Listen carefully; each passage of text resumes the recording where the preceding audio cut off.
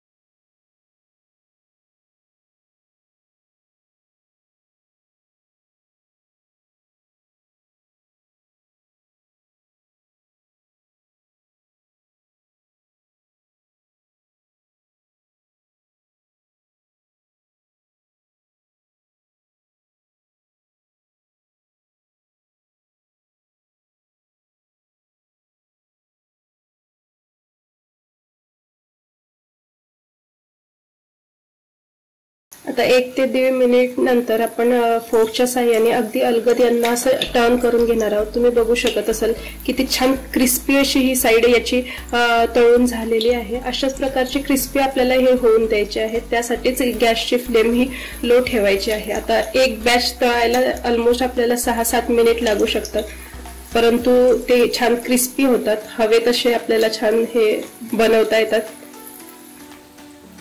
आता almost 5 minute आपण हे लो फ्लेम वरती फ्राय करून घेतलेले आहेत हे मंचुरियन। आता एकदम जास्त कलर डार्क कलर याला येईल तोपर्यंत आपल्याला फ्राय नाही करायचं आहे, कारण या ठिकाणी आपल्याला हे रेस्टॉरंट सारखे छान क्रिस्पी असे हे बनवायचे आहेत। त्यासाठी काय करायचं हे मी तुम्हाला नंतर रेसिपी मध्ये सांगणारच आहे। आता हे आपण काढून घ्यायचे आहे। आता या ठिकाणी एक पसरट शक्य झाला तर एक अशा प्रकारचा पसरट पॅन आपल्याला यूज करायचा आहे।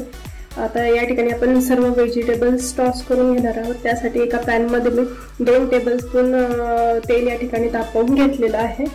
आता हाय फ्लेम वरती आपण त्यामध्ये एक छोटा बारीक चिरलेला कांदा,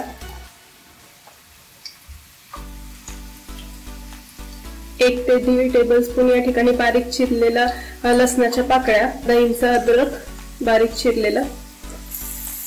आता हे या ठिकाणी हाय फ्लेम वरती आपल्याला मिक्स करायचं आहे। याला फारसं आपल्याला कुक करून घ्यायचं नाहीये, जस्ट फक्त आपल्याला हे थोडंसं कुरकुरीत असं हे व्हेजीज या ठिकाणी बनवायचे आहे। त्यासाठी गॅसची फ्लेम हाय ठेवायची आहे आणि त्यामध्ये थोडीशी ही शिमला मिरच आहे कट केलेली, तुम्हाला हव्या त्या शेपमध्ये तुम्ही या ठिकाणी कट करू शकता।